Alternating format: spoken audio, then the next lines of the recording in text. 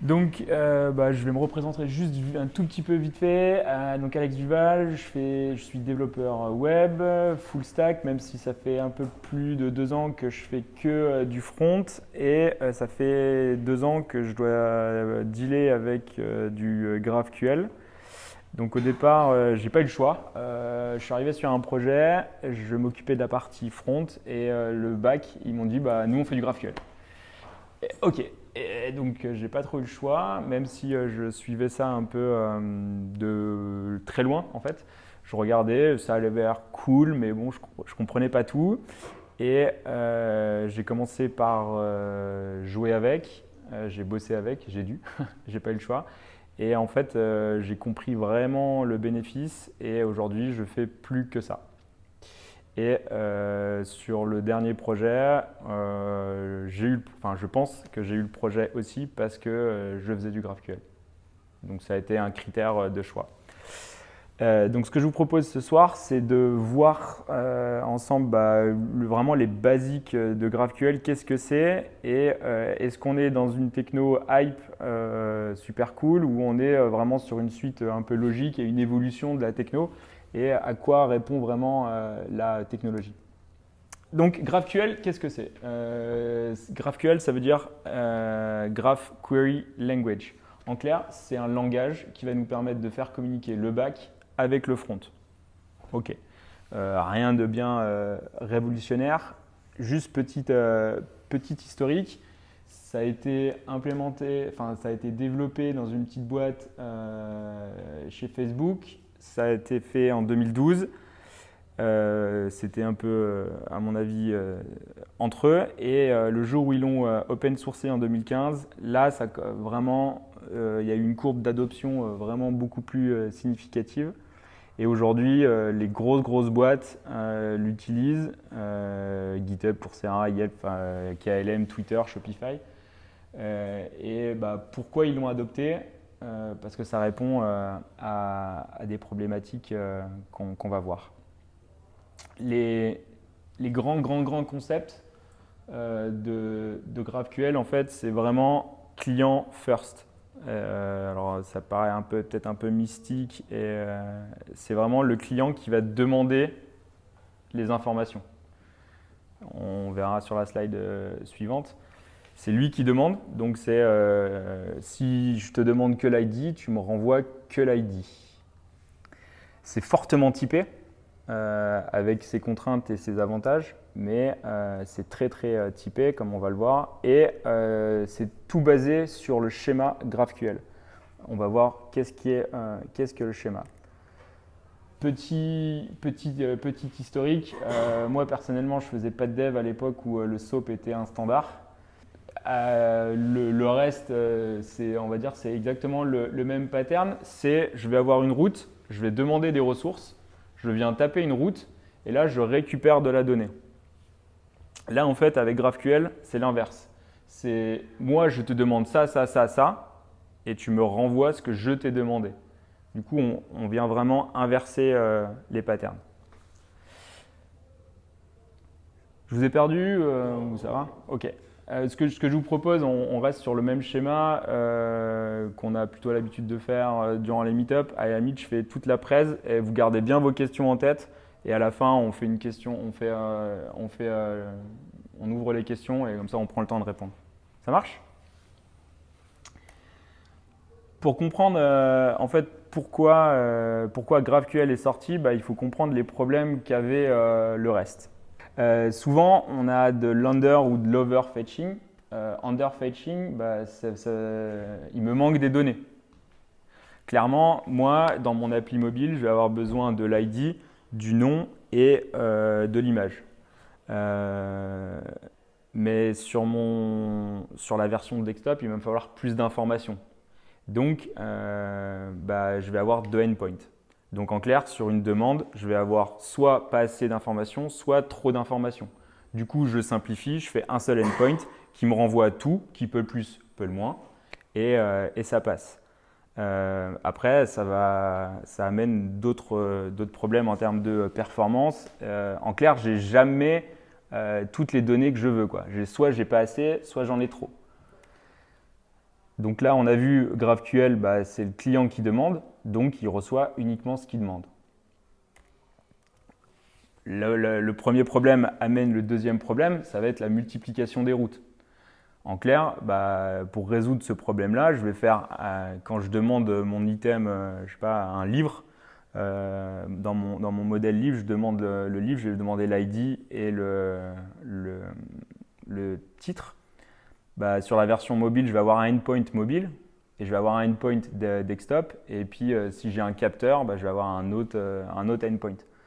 Très très vite, ça va être compliqué parce que je vais avoir beaucoup de routes.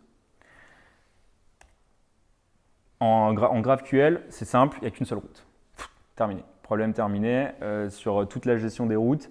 Et il n'y a qu'un seul verbe. On va revenir sur les verbes pour comprendre. On ne fait que du post. Au départ, c'est un peu bizarre, mais après, on s'y fait. Reste, c'est ce qu'on a vu plus haut, une route, une ressource, un verbe. En clair, je veux faire mon update sur mon modèle. Bah, je viens taper la route put ou patch, selon les conventions. Et je viens multiplier toutes mes routes. Mais toujours avec ce même pattern. Là, en fait, en GraphQL, il n'y a qu'une seule route qui rentre et en fait, on va les dispatcher sur des résolveurs. C'est les résolveurs qui vont en fait analyser la donnée, parser la donnée qu'on a demandée et ils vont aller taper les modèles qu'on demande et ça va nous retourner l'information. On verra qu'est-ce que c'est un résolveur. Autre problème aussi, bah, c'est le versionning. On veut faire une migration, notre business logique de notre application, elle a évolué. On doit passer plus d'informations. Bon, bah, ok, très bien. On rajoute des champs, super. On revient au premier problème. Ça veut dire qu'on envoie, on push vraiment de la data encore plus. Même si on peut, sur les versions REST, appeler que certains fields. Donc on peut faire une sorte de mappage. Par contre, on vient mettre une surcouche en plus, alors que là, c'est fait de manière nativement. Bah, sur le versionnage et sur la maintenance, bah, là, vu que c'est à la demande, bah, il y a beaucoup moins de problèmes de maintenance parce que tout est isolé dans le modèle. Et non pas, il n'y a pas ce système de route qui nous bloque un peu dans le temps. La documentation, même s'il y a des outils, je dis manuels, même s'il y a des outils aujourd'hui type Swagger qui permet de faire des documentations automatiques, qui le fait vraiment? C'est un peu compliqué de mettre à jour la doc. En tout cas, il faut avoir une certaine rigueur et un certain protocole pour le faire. Surtout quand on vient onboarder quelqu'un ou quand on vient découvrir l'application, si la doc est mal faite, bah, c'est vraiment la merde pour récupérer toutes les infos. Là, en fait, avec GraphQL, la documentation se fait automatiquement. En clair, et on fera une démo, je vous ferai une démo tout à l'heure, toutes les informations sont accessibles. Donc, je sais comment aller récupérer mes infos, quelle syntaxe je dois utiliser. Il y a une autocomplétion, parce que vu que c'est typé, je peux récupérer une autocomplétion et plein de choses comme ça. La validation, on va la faire côté front, côté back. Bah, là, on peut aller la faire directement sur le GraphQL, vu que c'est typé. En fait, ça minimise la source d'erreur et de renvoyer de l'erreur avant de faire les appels. En clair, plus c'est typé, plus c'est secure. Un concept qu'on a parlé tout à l'heure, c'était schéma first. Qu'est-ce que ça veut dire?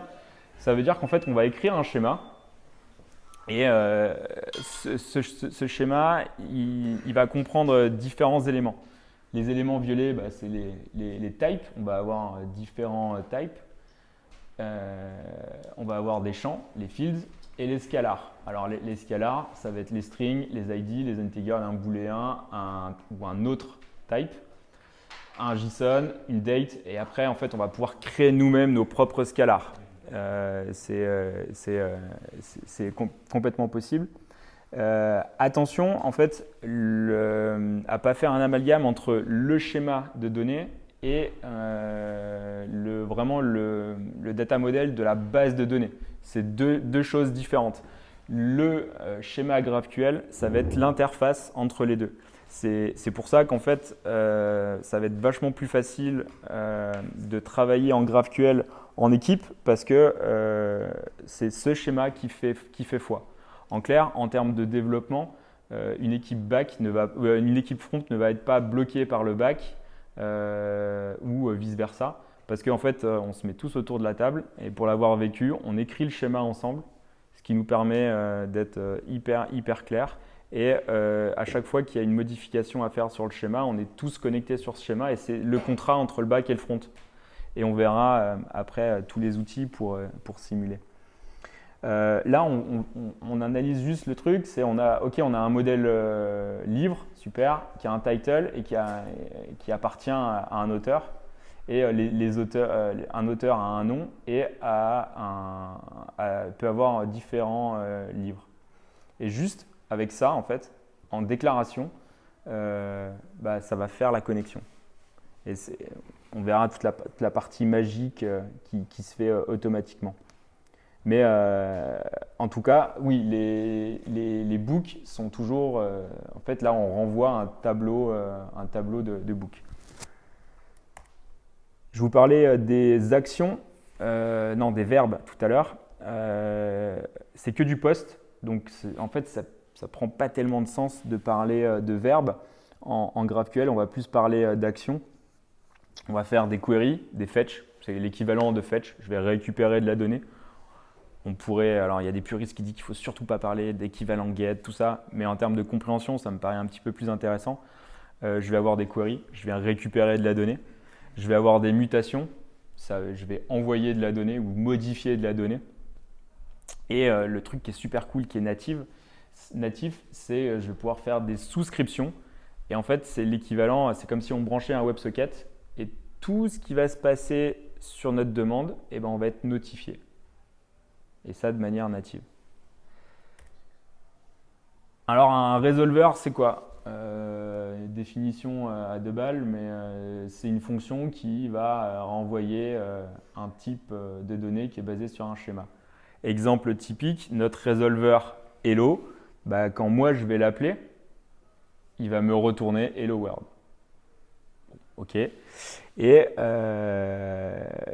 ce qu'il faut comprendre derrière, c'est que c'est à peu près l'équivalent sur un modèle MVC, ça serait un peu l'équivalent du contrôleur en fait. C'est lui qui va faire le dispatch.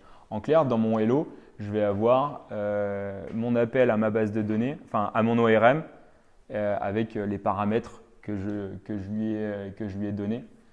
Le pattern, c'est ça quoi. C'est route mon application. Là, les arguments, je vais aller lui donner par exemple une ID. Le contexte, ça va être l'ensemble de mon application. Si je lui ai passé, par exemple, le truc qu'on fait souvent dans le contexte, c'est passer la connexion à la DB ou à mon ORM du moins. Et comme ça, je vais pouvoir récupérer mon ORM là-dedans, aller récupérer les arguments et appeler la ressource que je veux. Et après, les infos, c'est plus ou moins optionnel. Et ça va me retourner en fait un résultat en JSON. Le but de là ce soir, c'est vraiment de comprendre la grande mécanique, mais pas de plonger vraiment dans la création d'une API GraphQL, mais déjà comprendre le concept et savoir la consommer. Et ça peut se faire assez facilement et très rapidement. Donc nos résolveurs, ils vont toujours être sur le schéma, parce qu'on a dit que c'était le contrat, vraiment le contrat de confiance, sans faire de la pub. Mais c'est vraiment le fichier le plus important. Donc on va aller rajouter des queries et des mutations. On se rappelle, les queries, c'est ce que je vais récupérer. Les mutations, c'est ce que je vais envoyer. Donc j'ai toujours mon type, j'ai un type tag, un type ticket. Là, je vais avoir une query qui s'appelle allTag. Donc on suppose que je vais aller récupérer tous les tags. Donc j'ai un tableau de tags. Pour le coup, c'est assez explicite. Là j'ai mis post ID, super. En fait, là on pourrait mettre ticket ID, ça va me renvoyer. Là en fait c'est tag. Ici ça serait tag. ma faute. Et je peux créer un tag, et un tag, il a un titre et il appartient à un ticket. Pour le coup, ça serait un ticket ID par exemple. Hyper un peu mystique tout ça. Ce que je vous propose, c'est de passer sur du dev. Et bah du coup, là je me suis connecté à mon serveur. Alors pour le coup, c'est un Docker qui tourne avec un schéma et déjà des données. C'est le projet sur lequel je bosse en ce moment. Il n'y a rien d'extraordinaire. Donc là, je vais appeler la doc ici et je vais récupérer mon schéma.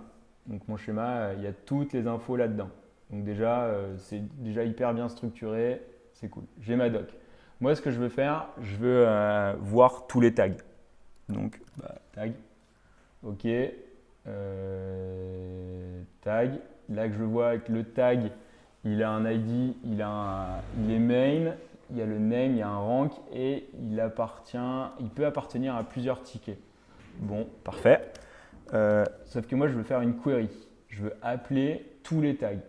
Ok, donc là maintenant, query, en fait on va se le jouer. Bon. Alors pour le coup, je vais me mettre juste là, peut-être pas. Hop, je vais avoir mon autocomplétion. Là, je suis dans un petit outil qui s'appelle GraphQL Playground. Pour ceux qui font du reste, c'est l'équivalent de Postman. En clair, je vais pouvoir organiser toutes mes queries comme ça.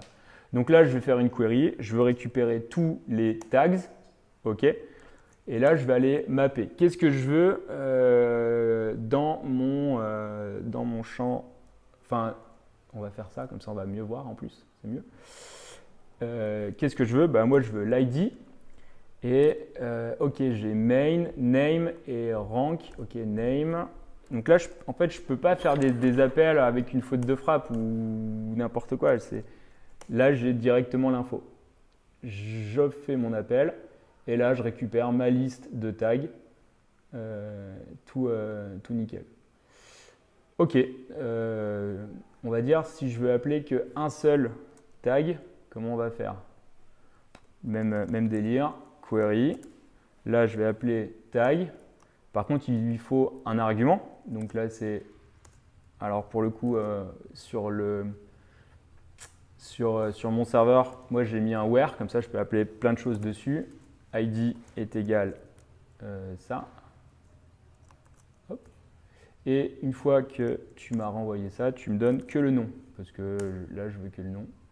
Hop, et je récupère que le nom. Donc là, c'est vraiment hyper granulaire et j'ai un niveau de contrôle de mes données plutôt intéressant.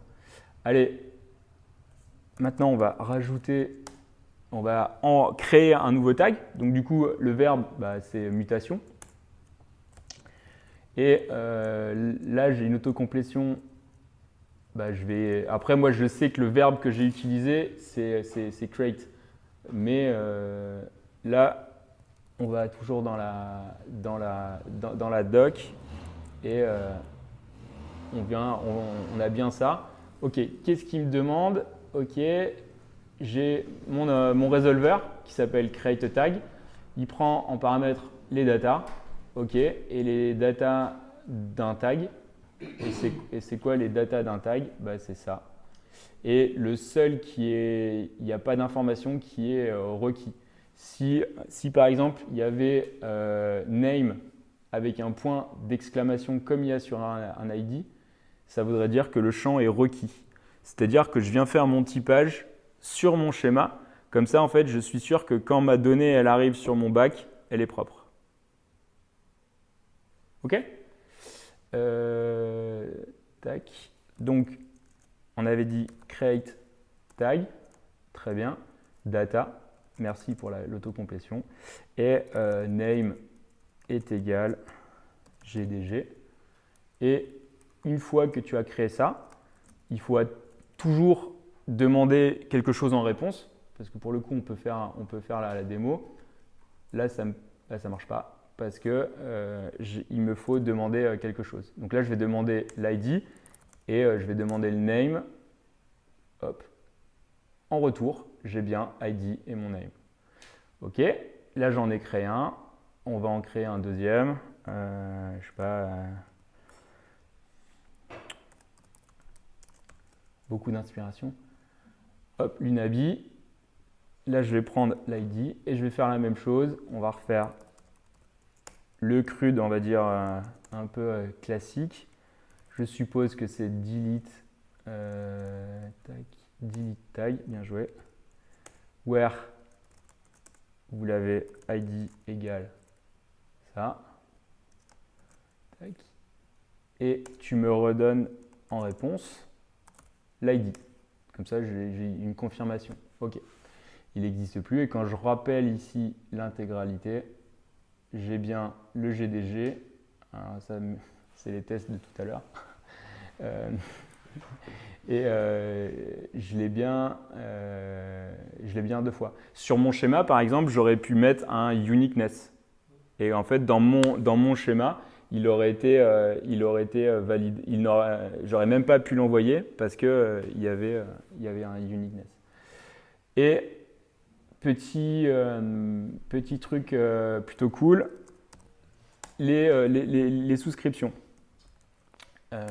Donc, en clair, une souscription, c'est je vais me connecter à un WebSocket et je vais écouter quelque chose. Pour le coup, moi, je vais écouter le modèle tag et à chaque fois qu'il se passe quelque chose, tu vas me renvoyer le nœud, donc c'est vraiment l'objet, et tu vas me donner l'ID de l'objet et le name et le rank. Hop. Et là, en fait, maintenant, j'ai ouvert mon channel et je vais, là, c'est clairement explicite, je suis à l'écoute. Très bien. Je vais créer un nouveau tag. Je suis complètement mégalo. Rank.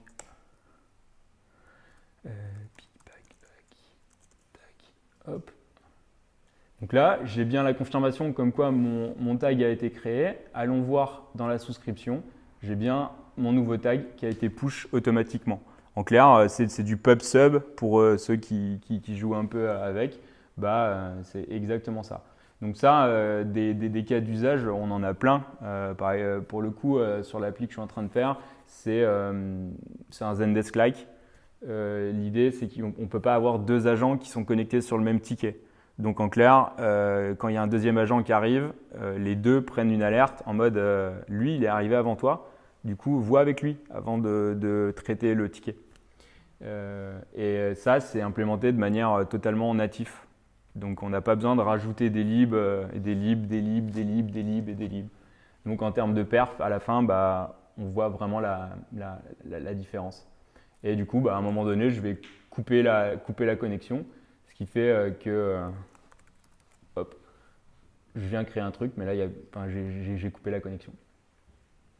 Yes. Petite démo. Après, sur la maturité de l'écosystème GraphQL, je pense que si vous lisez un peu Medium ou Dev2 ou quelque chose comme ça, je pense que vous êtes obligé de voir un article GraphQL qui est passé. Du coup, pourquoi tout ça on a un peu abordé, on a au moins survolé le sujet.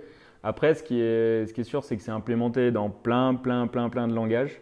Il y a des libs qui sont totalement open sourcés et qui pour le coup sont vraiment solides. Donc, recodez pas la roue, quoi. Appuyez-vous sur des libs open source qui sont vraiment hyper solides. Évidemment, tout est testable avec tous les outils qui vont bien. Et vu que c'est typé, c'est encore plus facile à tester. Il y a monstre de documentation. Et il y a tout un écosystème de tools qui s'est mis autour du GraphQL. Et même des services autour de ça. Et justement, en fait, ce paradigme un peu de ok, on arrête on commence par le schéma, et c'est vraiment le schéma first. Bah, ça a changé plein de choses en termes de développement. Et tu vois, en fait, maintenant, le dev back, il est, il va coder une fois son resolver pour son modèle book ou tag par exemple. Ok, il a fait son resolver de tous les tags, de tous les input types, il l'a fait une fois, il va puis y revenir. Et surtout, il file les clés au dev front. Et le dev front, il appelle comme il veut, dans tous les sens, comment il veut. Il s'en fout, c'est fait quoi. Il n'a pas besoin d'y revenir. Il y a plus de, ok, j'aurais besoin d'un endpoint avec ça, ça, ça. J'aurais besoin d'un endpoint là, là, là. C'est qui m'en parlait ce midi? Et du coup, bah, ça, c'est totalement fini. Et alors après, ça, c'est pas moi qui l'ai vécu parce que je suis dans des toutes petites équipes. Mais il y a beaucoup de talks, des grosses boîtes où en fait, le fait de passer sur GraphQL, bah, en fait, ça a vachement fluidifié la communication et ça a structuré le propos sur justement sur les deux parties, quoi, le back et le front, parce qu'il y a un trait d'union, un contrat qui est fait et bah, dans le contrat, c'est marqué integer, quoi. Donc tu me rebalances pas un float, quoi. C'est la règle, c'est ça. On s'était mis d'accord là-dessus. C'est aussi vachement plus facile pour onboarder quelqu'un qui arrive. Moi, la première fois que je suis arrivé sur un projet où on m'a dit ouais, il va falloir que tu codes et bah, enfin, l'API est en GraphQL, démerde-toi. Et là, tu fais waouh, chaud. Et là, le dev, super sympa, il me dit non, mais attends, regarde, tu as la doc qui est fait. Donc, tu as juste à monter en compétence sur le client. Sur ton client, pour le coup, c'était en vue. Du vue, et bah, mon client pour aller consommer une API GraphQL. Et bah, une fois que j'avais set mon client vu, bah, pour le coup, c'était Apollo, mais on s'en fout. Bah, une fois qu'il s'était fait, ok, je viens appeler, toutes les ressources sont impliquées, enfin sont marquées dans la doc, donc c'est hyper fluide. Il n'y a pas de ouais, ça marche pas, c'est hyper fluide. Et lui, il en rajoute au fur et à mesure et ça passe.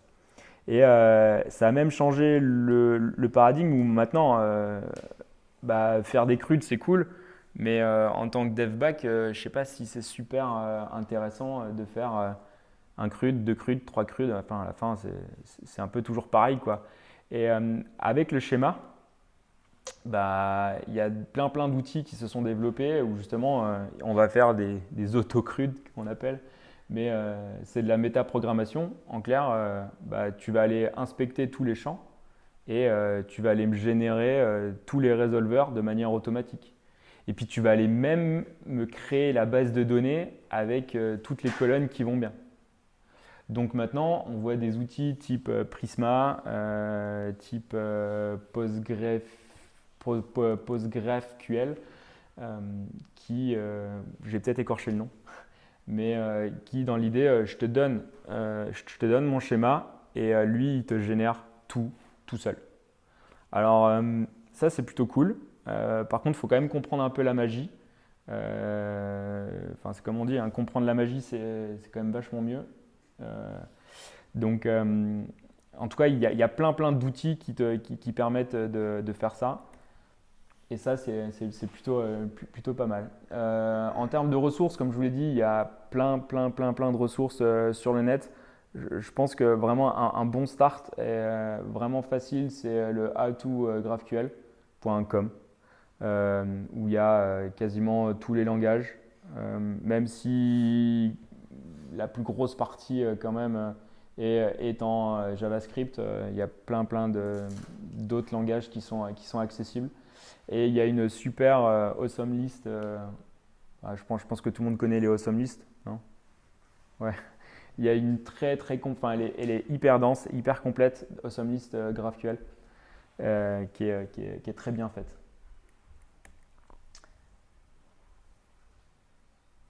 Je pense que j'ai vraiment introduit le truc de manière hyper simple. Je voulais rester dans la contrainte des 15-20 minutes max. J'ai conscience que je ne peux pas tout aborder, mais l'idée c'est de comprendre à peu près ce que ça fait GraphQL et quels sont les avantages à passer là-dessus. Je ne sais pas si j'ai répondu à cette question-là ou pas. Ouais, vous avez sans doute des questions.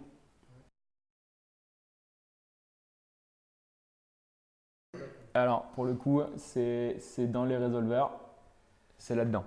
En clair, c'est Ça doit être des if et des else invoqués. pas du tout. En fait, tu viens, en fait, au moment alors sur la librairie en fait pure, c'est tu viens mapper les champs, enfin tu viens parser les champs que tu as demandé, et lui après en fait il va construire le field et derrière il va taper ton ORM, il va te chercher les infos. Mais pour le coup, c'est quand même assez performant. Et aujourd'hui, tu as des outils qui te permettent, par exemple, je sais pas, si on revient sur le schéma, là, chose que je n'ai pas montré, qu'on peut regarder aussi, qui peut être super intéressante, c'est dans ces tags-là, le tag, il appartient en fait à un ticket, à plusieurs tickets. Bah, tu me donnes la liste de tous les tickets. Donc là, je vais prendre l'ID name. Ouais, on s'en fout en fait. Tac. Ah oui, là je suis pas dans la bonne query, excuse-moi. Là, j'appelle tous les tags et en même temps, je vais pouvoir plonger dans les tickets. Tu me donnes tous les tickets avec l'ID et le subject et le stat. Voilà. Et là, en fait, je peux avoir différents niveaux vraiment de plongée. Mais un ticket, en fait, il appartient peut-être à quoi? Donc, on peut aller regarder. Il a différents messages. Donc, tu me donnes tous les ID des messages avec la date d'ouverture. Et là, en fait, je viens plonger comme ça. Et en fait, maintenant, avec des résolveurs, pour le coup, c'est des librairies qui sont assez bien faites. Ils vont être assez intelligents. Enfin, le résolveur va être assez intelligent pour aller faire tes joins pour justement éviter tous les problèmes de N+1 que tu peux avoir. Et donc, ça, c'est plutôt intéressant. Autre chose aussi que je ne vous ai pas montré, mais suite à la question, là, je demande les tags. Mais sur le même niveau de requête, je peux demander tous les sites avec leur slug et le support email. Et en fait, je vais avoir autant de ressources que je veux sur une seule et même requête. En clair, sur la question ouvre autre chose, je suis désolé. Mais on va dire sur une appli classique, je vais avoir l'appel des commentaires, l'appel du post, on va dire le post avec tous ses commentaires et les avis. Je vais facilement avoir 2, 3, 4, 5, 6, parfois 7 requêtes sur une seule et même page. Là, en fait, je vais avoir une seule requête pour une seule page, mais je vais appeler toutes mes ressources au même niveau ou un briquet. Je m'en fous comme je veux, mais derrière, j'ai qu'une seule requête. Donc, en termes de charge serveur, je viens vraiment diminuer. Il y a des trucs qui font ça automatiquement très bien. Mais oui, tu la gères de manière native. Ton résolveur, en fait, la librairie que tu vas utiliser, souvent le gère. Le gros acteur sur les serveurs GraphQL, qui à mon sens a vraiment beaucoup d'avance par rapport aux autres, c'est Apollo. Et pour le coup, eux, ils ont mis des choses comme ça en place. Aussi côté back que côté front. En fait, dans ton client front, tu vas pouvoir faire de la mise en cache. Du coup, tu viens vraiment optimiser ça. Après, le cache, ça t'amène d'autres problèmes. C'est quelle est l'invalidité de ton cache et tout ça. Donc tu déplaces aussi un peu ton problème. Mais en tout cas, les résolveurs aujourd'hui sont quand même bien optimisés pour éviter de la surcharge taquet, quoi. Et surtout la N+1. Tac. En fait, je me connecte, je lance mon serveur front et je te montre ça. Hop. Et aujourd'hui, Alors je vais attendre qu'il charge. Et en fait, Apollo, qui est le client front que moi j'utilise, gère ça très bien. Et donc en fait, si tu lui demandes la même requête, bah, il va d'abord te la servir en cache. Mais enfin, tu vas le voir. C'est cache first. C'est cache first, ouais, exactement. Donc sur le client. Oui. Là, je me login avec des passwords.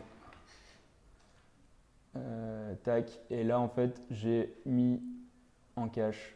Bah là, tu vois, j'ai l'intégralité de mes queries que j'ai mis en cache, quoi. Et donc, en fait, il est d'abord délivré.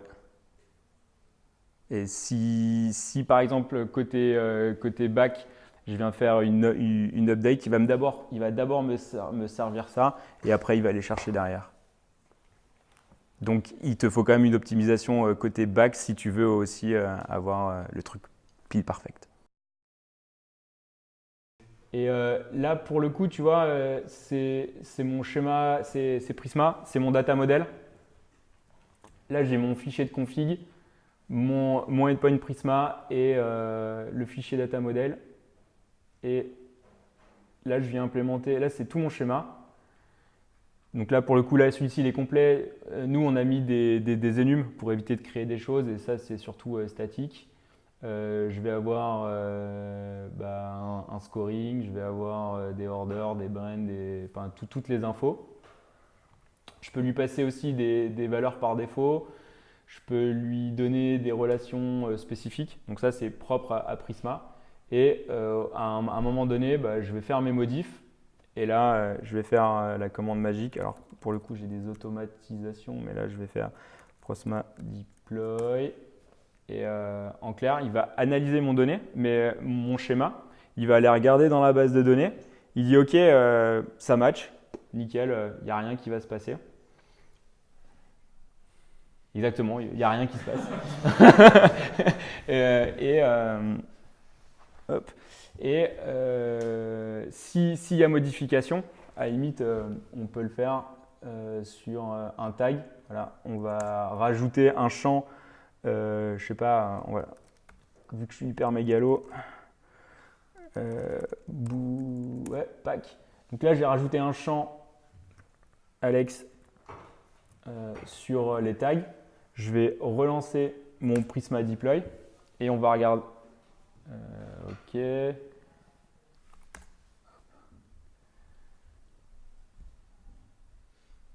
Faut que ça passe, hein. Après, c'est les joies du live, mais là, je suis un peu. T'as tout écrit toi, le document Prisma? Oui. Et ça, pour le coup, tu le fais avec le back. On l'a fait avec le lead back. Et, Moi, j'ai rien, tu sais, inversement avec la base en disant oui, tiens, je te file la base. Et... absolument. En fait, c'est un truc qui s'appelle Inspect sur Prisma, où justement, tu viens installer ton Prisma, donc ta nouvelle instance de Prisma, et tu lui dis, va regarder ce qui se passe dans cette base de données, et tu me ressors le schéma. Du coup, tu peux faire l'inverse. Ouais. Et Prisma gère le MySQL, le Postgre et le MongoDB.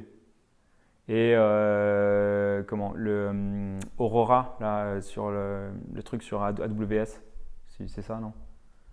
Sur des bases, une base AWS, et ils ont pour projet d'en rajouter encore plein. Du coup là, on a fait notre modif.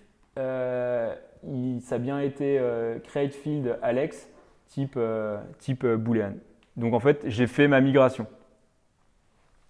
Et de la même manière, si je décide de le renommer, je vais lui dire OK, je change le name Alex, je le mets à autre chose. Alors en fait, c'est pas GraphQL qui va te solutionner ça. Pour le coup, ça serait trop bien que GraphQL puisse gérer ça, mais c'est pas sa vocation en fait. C'est pas du tout sa vocation. Donc tout ce qui est autorisation, côté front, je pense qu'on est d'accord pour dire que il y a plein de solutions qui existent, soit à base de cookies, soit à base de tokens, de JWT, que sais-je. Et côté back, ça va être exactement la même chose. Et clairement, si moi, côté front, j'appelle les tags avec les ID, et au moment où ça tape le serveur et bah, toi, tu mets un espèce de middleware qui va d'abord passer par ton système d'authentification. Donc, pour le coup, en fait, c'est complètement neutre et c'est transparent par rapport à du REST ou à que sais-je, quoi. Tu vois, donc, en fait, GraphQL ne va pas intervenir là-dedans, ne va pas changer ce problème-là. En clair, ta requête, elle arrive, elle passe par ton middleware. Est-ce que tu as le droit de demander ce que tu demandes? Oui, non. Tu n'as pas le droit, tu n'es pas admin ou tu n'as pas les droits suffisants. Bah, je te réponds une erreur. Donc pour le coup, ça serait dans les résolveurs. Bah, tu viens bien coder. Après, le mieux, c'est de le faire une seule fois. Et tu dis, bah, est-ce que tu as les droits pour? Oui, non. Et comme ça, c'est dans ton middleware et tu n'as pas à le gérer plus tard. Donc quand l'info arrive sur le résolveur, bah, tu as déjà les droits, quoi. En tout cas, c'est le pattern que j'utilise et qu'on utilise, quoi. Du moment que tu accèdes au header de ta requête. Voilà. C'est bon. Donc l'idée, c'est d'aller parser ça le plus tôt possible dans ton appli pour que tu aies ta requête, quoi. Si elle a besoin d'être cutée ou de la laisser poursuivre si elle passe et elle ne montre pas de blanche, quoi. Merci.